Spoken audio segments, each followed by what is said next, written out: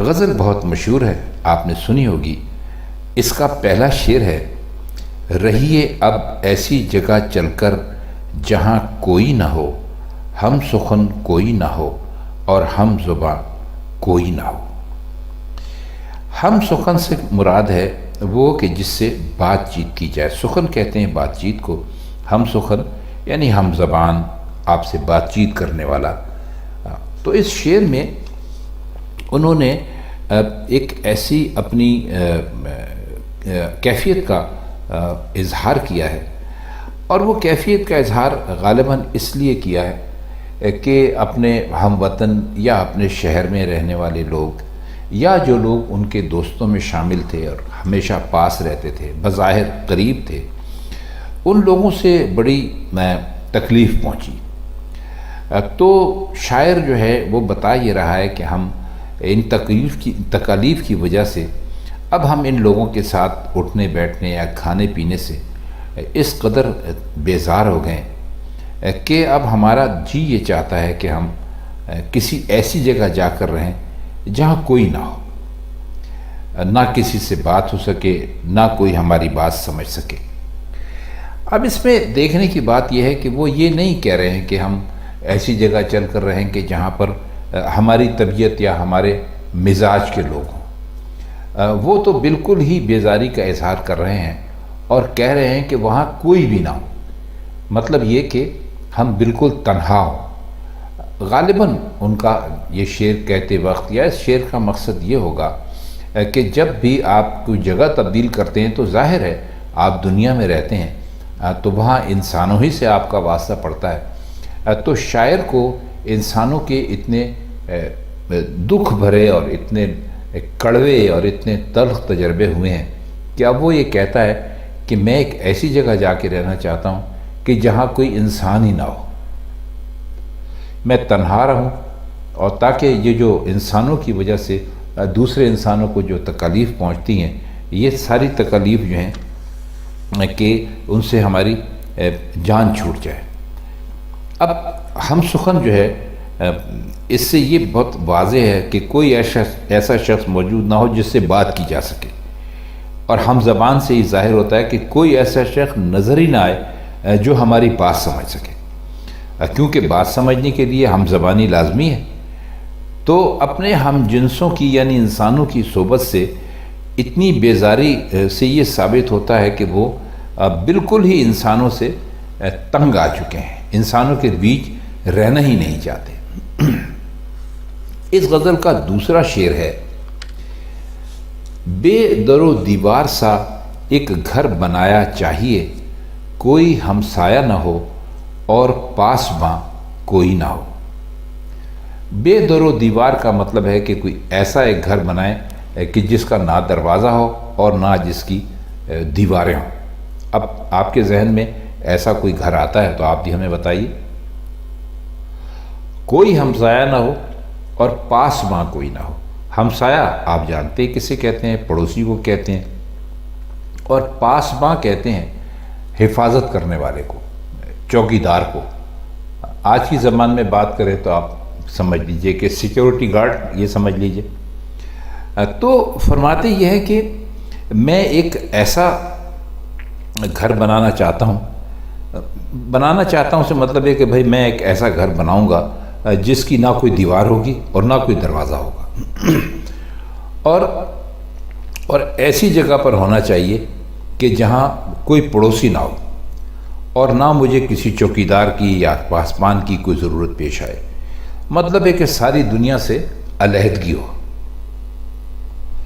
اب یہ بھی ظاہر ہے کہ دیوار نہیں ہوگی تو پڑوسی بننے کا کوئی امکان ہی نہیں رہے گا۔ بھئی آپ اگر کوئی پڑوسی آپ کا بننا چاہتا ہے تو وہ اسی صورت میں بن سکتا ہے کہ اس کے لیے کوئی جگہ ہو۔ اب جگہ ہونی چاہیے، یعنی دیوار لازمی ہے، اور جب دیوار ہی بنانی منظور نہیں ہے تو پڑوس کا تو سوال ہی اٹھ گیا۔ اور چوکیدار جو ہے وہ دروازے پر، ہمیشہ آپ نے دیکھا ہوگا کہ دروازے پر کھڑا ہوتا ہے، تو جب دروازہ ہی نہیں ہوگا تو چوکیدار کی کیا ضرورت رہی۔ تو اب مزے کی بات یہ ہے کہ آپ ذرا غور کیجئے کہ اس شعر میں غالب نے بے در و دیوار گھر نہیں کہا، انہوں نے کہا ہے، آپ اس کو ذرا غور سے پڑھیے، بے در و دیوار سا ایک گھر کہا ہے، یعنی اگر بالکل بے در و دیوار کہہ دیتے تو گھر ہی نہ بنتا، تو فرمایا کہ ایسا گھر جو بے در و دیوار معلوم ہو۔ اب یہ بھی دیکھیے سوچ کی بلندی کی یا اس کی بات ہے کہ انہوں نے تخیل کی بات ہے، یعنی شاعر کی جو ہے سوچ ہے، اس کا خیال ہے، اس کی بات ہے کہ انہوں نے یہ نہیں کہا کہ جی بے در و دیوار ہونا چاہیے، بے در و دیوار گھر ہونا چاہیے، بلکہ کہا کہ بے در و دیوار سا۔ اب ذرا اس میں صرف بے در و دیوار گھر اور بے در و دیوار سا ایک گھر، آپ ذرا اس پر غور کیجئے تو آپ کو بہت لطف آئے گا، اور شعر کے معنی آپ کے اوپر مزید کھلتے چلے جائیں گے۔ آخری شعر ہے اس کا کہ پڑیے اگر بیمار تو کوئی نہ ہو تیمار دار، اور اگر مر جائیے تو نوحہ خاں کوئی نہ ہو۔ تیمار دار کہتے ہیں جو کسی بیمار کو پوچھنے کے لیے جاتا ہے یا کسی بیمار کی خدمت کرتا ہے، اس کو کہتے ہیں تیمار دار، اور نوحہ خاں کہتے ہیں نوحہ پڑھنے والے کو۔ اب نوحہ کیا ہے؟ نوحہ شاعری کی ایک قسم ہے جس میں نظم کے انداز میں، یعنی منظوم انداز میں کسی مرنے والے کے غم میں شاعری کی جاتی ہے، اس کو پڑھا جاتا ہے۔ آپ نے بہت سارے نوحے سنے ہوں گے، خاص طور پہ ہمارے سامنے مثال ہے محرم اور حرام کے مہینے کی کہ اس میں نوحے پڑھے جاتے ہیں۔ وہ کس لیے پڑھے جاتے ہیں؟ ظاہر ہے کہ ایک مسلمان کی حیثیت سے آپ کو اس کی ساری تاریخ کا علم بھی ہوگا۔ تو وہ فرماتے یہ ہیں کہ ہم یہ چاہتے ہیں کہ اب ہم جب بیمار ہو جائیں تو ہماری دیکھ بھال کرنے والا اور علاج معالجے اور خدمت کرنے والا کوئی نہ ہو، اور مر جائیں تو نہ کوئی ماتم نہ کرے، نہ کوئی نوحے پڑھے، نہ کوئی سوگ منائے۔ یہ دنیا سے اور دنیا کی جو باتیں ہیں یا دنیا کے جو لوگوں سے تکلیفیں پہنچی ہیں، ان کا ایک بہت ہی خوبصورت اظہار ہے۔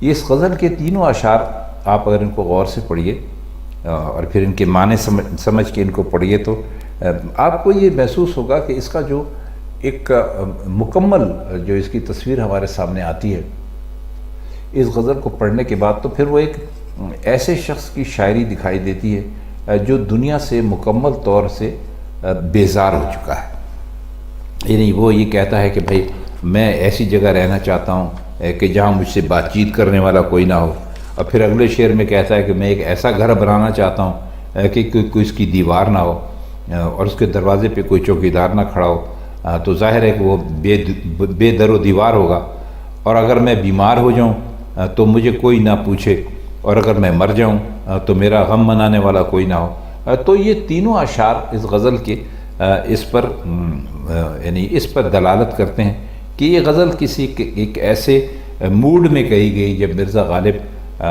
اچھا محسوس نہیں کر رہے تھے دنیا کے حوالے سے۔ خواتین حضرات، اب اصل میں یہ غزل بہت چھوٹی ہے، تو اس حساب سے یہ ویڈیو بھی بہت چھوٹی ہے، تو ایک اور غزل ہے، اب ہمیں نہیں پتہ کہ مکمل غزل تھی یا کیا تھا، اس کا ہمارے پاس دیوان کے حساب سے، دیوان غالب کی ترتیب کے حساب سے اس کا ہمارے پاس صرف ایک شعر ہے، تو ہم یہ مناسب سمجھتے ہیں کہ اس غزل کے ساتھ اس شعر کو بھی شامل کر دیں تاکہ ایک تو تھوڑا سا آپ کو سمجھنے میں سہولت ہو جائے، اور پھر ایک ہی شعر کے اوپر ویڈیو بنانا ہمیں کچھ مناسب بھی نہیں لگتا، تو وہ شعر بھی ہم شامل کر لیتے ہیں۔ آپ کے پاس جو دیوان غالب ہے آپ اس کو دیکھیے گا تو آپ کو اس میں یہ شعر مل جائے گا، تو ہم اس شعر کے معنی کرنے کی کوشش کرتے ہیں آپ کے سامنے۔ یہ شعر پہلے پڑھ کے اس کے مشکل الفاظ کے معنی بتائیں گے، اور پھر کوشش کریں گے کہ اس کا کچھ ایسا مطلب کریں جو کہ جب کبھی بھی آپ یہ شعر پڑھیں وہ مطلب آپ کی سمجھ میں آ جائے۔ تو شعر ہے: از مہرتا با ذرہ دل، اور دل ہے آئینہ، طوطی کو شش جہت سے مقابل ہے آئینہ۔ شش جہات کسے کہتے ہیں؟ دیکھیے لفظ ہے جہت، جہت کا مطلب ہوتا ہے طرف، اور شش کہتے ہیں فارسی میں 6 کو۔ اب شش جہت کا مطلب کیا ہوا؟ شش جہت کا مطلب ہوا 6 طرفیں۔ اب 6 طرفیں کون سی ہوئیں؟ مشرق، مغرب، شمال، جنوب، اوپر، نیچے، یعنی دنیا۔ تو جہاں کہیں بھی آپ یہ شش جہت یا شش جہات پڑھیں تو آپ یہ سمجھ لیجئے گا کہ اس کا مطلب دنیا ہے۔ اور اس میں مہر کہتے ہیں سورج کو، اور مقابل کہتے ہیں سامنے کو۔ اور یہاں جو طوطی کا لفظ استعمال کیا گیا ہے وہ دیکھیے طوطا بولتا ہے، تو غالب نے اس سے مراد یہ لیا ہے وہ ایک ایسا شخص جو بہت زیادہ سمجھدار ہو، جس کے پاس بہت زیادہ علم ہو۔ تو کہتے ہیں کہ سورج سے ذرے تک ہر ایک دل ایک آئینہ ہے، یعنی طوطی کے لیے، یعنی جاننے والے انسان کے لیے اس کائنات کی ہر شے آئینے کی حیثیت رکھتی ہے جس میں اسے اپنی شکل نظر آ رہی۔ ابھی آپ کو بتایا کہ طوطی سے مراد وہ ایک صاحب علم شخص ہے، عارف ہے۔ عارف کہتے ہیں جاننے والے کو، تو ایسے لوگوں کو کہتے ہیں صاحب علم و عرفان، یعنی وہ لوگ جن کو علم بھی ہے اور جو جانتے بھی ہیں، اور جس پر یہ حقیقت واضح ہو جائے کہ اس کائنات کی کوئی شے ایسی نہیں جس میں ہر وجود کو اپنی حقیقت اسی طرح نظر نہ آئے جس طرح آئینے میں نظر آتی ہے۔ دیکھیے نا، آئینے میں تو آپ دیکھتے ہیں، کہتے ہیں نا آئینہ دیکھا، آئینہ دکھا دیا، مطلب ہے سچ بتا دیا۔ تو جب آپ آئینہ دیکھتے ہیں تو آپ جیسے ہوتے ہیں آپ آئینے میں ویسے ہی دکھائی دیتے ہیں، یعنی ایسا نہیں ہوتا کہ آپ آئینے میں اگر آپ کی آنکھیں بھوری ہیں تو کالی نظر آئے، آپ کی زلفیں اگر سنہری ہیں تو وہ سیاہ دکھائی دیں، ایسا نہیں ہوتا۔ آئینہ تو آپ کے سامنے ہر چیز کو بالکل کھول کر اور واضح کر کے رکھ دیتا ہے۔ تو اس میں یہی کہتے ہیں کہ جب اس کائنات میں کوئی ایسی چیز نہیں ہے جس میں ہر وجود کو اپنی حقیقت اسی طرح نظر نہ آئے جس طرح کہ وہ ہے یا جس طرح کہ وہ آئینے میں نظر آتی ہے۔ تو فرماتے ہیں کہ جو لوگ صاحب علم اور عرفان ہوتے ہیں ان کے لیے پوری کائنات جو ہے وہ وجود حقیقی اس میں ان کو دکھائے۔ اب وجود حقیقی کیا ہے؟ یہ اللہ تعالیٰ کی ذات ہے، اور اسے ہر شے میں وہی وجود نظر آتا ہے۔ یعنی جو جاننے والے لوگ ہیں، جو علم رکھتے ہیں، وہ اس کائنات میں کسی بھی چیز کو دیکھتے ہیں، مثلا چاند، سورج، ستارے، کوئی ذرہ، کوئی بہت بڑی چیز، کوئی بہت چھوٹی چیز، سبزہ، پانی، کچھ بھی آپ نام لے لیجئے، کیونکہ ظاہر ہے کہ یہ سب کی سب اللہ تعالیٰ نے پیدا کی ہیں۔ تو وہ یہ فرماتے ہیں کہ ان تمام چیزوں میں جو جاننے والے لوگ ہیں، جو عقل رکھتے ہیں، جو سمجھ رکھتے ہیں، جو علم رکھتے ہیں، ان کو اللہ تعالیٰ کی ذات کا جلوہ ہی دکھائی دیتا ہے۔